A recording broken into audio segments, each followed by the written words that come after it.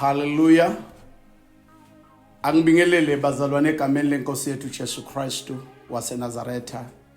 Siyambonga kakhulu uNkulunkulu lomuhle losinakekelako egameni lika Jesu. Hallelujah.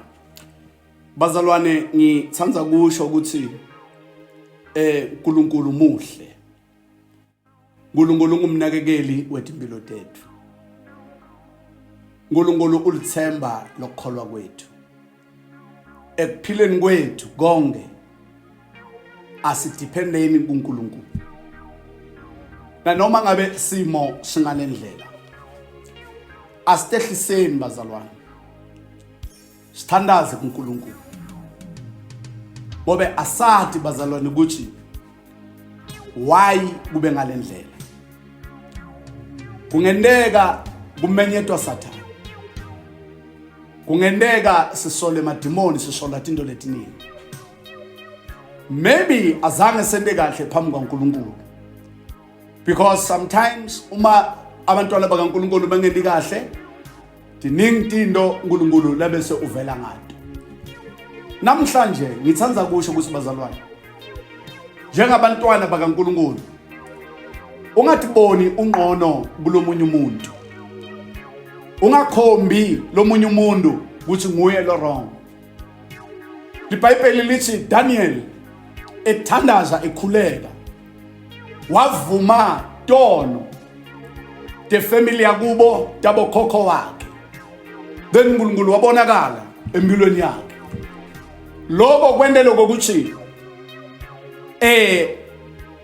angangeni enkingeni ngenxa yokuvuma emaphutha. Igama lenkosi malibonga. Why ngikhulume lento bazalwane? Uma sibuka live lenkosi encwadzini Job chapter 36 siqala ku verse 8 sifunza sehle. iBhayibheli lisho nawa emavi lithi uma beboshwa ngamaketani bebanjwa ngezintambo zokuhlupheka uyababonisa izenzo zabo nezimpambeko zabo zokuthi baziphakamisile. Uyavulela izindlebe zabo ukulaywa asho ukuba babuye ebubini. Uma belalela bamkhonze bayakuqeda imihla yabo ebuhleni neminyaka yabo kukho okumnandi. Kepha uma bangalaleli bayakuphela ngenkemba bafe bengenalwazi. Hallelujah. Malibonga elivangeli. Now uNkulunkulu uyayiveta lenzaba ukuthi nangabe ebantu baboshiwe ngemaketani okuhlupheka behlaselwa ngento tonke izinto letikhona emhlabeni letibhlungu. Kodwa labantu uma batehlisa bavume tono tabo banquse kuNkulunkulu. iBhayibheli lithi batawuqedza iminyaka yabo kuko lokuhle kuko lokumnandi. Why bazalwane mina nawe singatehlisi? Because umhlaba wonke une challenge leyi1. So ke bazalwane singakhombi labanye abantu asikhombe thina ukuthi babe sonile phambi kwakho. Igama lenkosi malibonga. Uma sitehlisa sithandaze sifune buso baNkulunkulu. uNkulunkulu tasivela igama lenkosi malibonga. Baningi abantu lesebadlulile emhlabeni. Kodwa ke bazalwane ukuze lesimo sendlule asitehliseni sonile phambi kwaNkulunkulu sonile naphambi kwezulu. Igama lenkosi malibonga. But yonke lento leyo bazalwane kumele sibone sitehlise.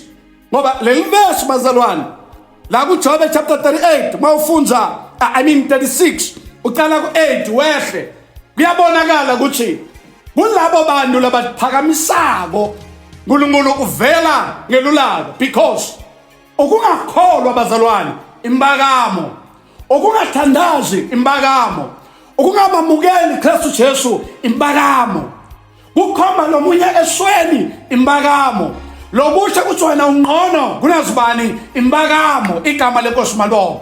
So ke bazalwane please egameni lika Jesu uma singathatha lelithuba ngamunye umuntu atehlise athi babe ngithathelele ngonile phambi kwakho igama lenkosi malibonga.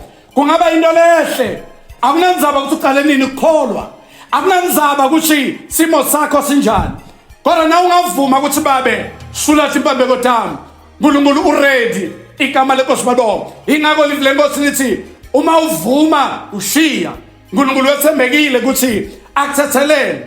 Namhlanje egameni likaJesu, please bazalwane, asiyeni uNkulunkulu ngamadolo sikhuleke, then uNkulunkulu utazivela. Siyakholwa ukuthi uma sitakwenda ngetinhlitshwa letivumako iyoba khona i-change etimpilweni tethu, nelive lethu lingaphila in Jesus name.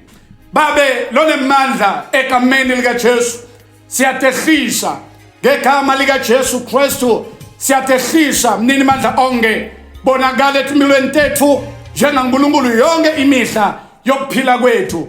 Busise abantwana bakho basalalele le message in Jesus name. Thank you Lord. Stay blessed in Jesus name. Amen and amen.